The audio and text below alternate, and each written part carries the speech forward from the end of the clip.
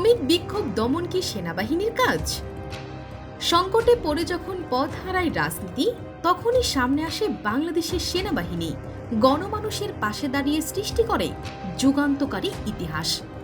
রক্তাক্ত পরিস্থিতি থেকে দেশকে টেনে আনে নিরাপদে, দায়িত্বশীলতার দৃষ্টান্ত স্থাপন করে। আইন শৃঙ্খলা রক্ষা, স্থিতিশীলতা বজায় রাখতে সেনাবাহিনী যেন ছায়ার মতো কাজ করে।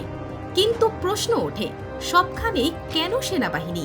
পুলিশ, র্যাব, বিজিবি, তাদের ভূমিকায় বা কোথায়? বাংলাদেশ একটি শ্রমনির্ভর রাষ্ট্র। পোশাক শিল্প এদেশের অর্থনীতির মূল চালিকা শক্তি। কোটি শ্রমিকের ঘামে জমে বৈদেশিক মুদ্রার পাহাড়। কিন্তু যখনই শ্রমিকেরা রাস্তায় নামেন, তখনও তাদের সামনে দেখা যায় সেনাবাহিনীকে। শ্রমিক আন্দোলন কি সেনাবাহিনীর মোকাবেলার ক্ষেত্র?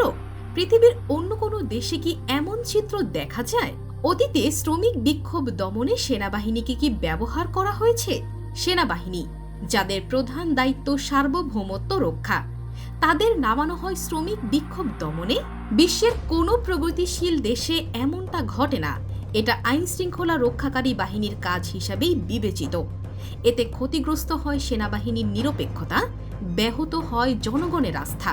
শ্রমিকদের সামনে রাষ্ট্রের সবচেয়ে শক্তিশালী বাহিনীকে দাঁড় করিয়ে দেওয়া কি যুক্তিসঙ্গত? নিশ্চয় রাষ্ট্রের সর্বোচ্চ অভিভাবক বিষয়টি ভেবে দেখবেন। সেনাবাহিনী আমাদের গর্ব, আমাদের প্রহরী। তাদের বিতর্কিত করে তোলা মানেই রাষ্ট্রের মেরুদণ্ডে ফাটল ধরানো।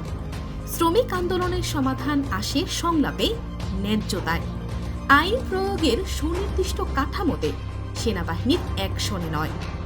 সেনাবাহিনীর ভাবমূর্তি, দেশের স্থিতিশীলতা এবং শ্রমিকের অধিকার, এই ত্রিভুজেই রচিত হোক একটি ন্যায্য বাংলাদেশ।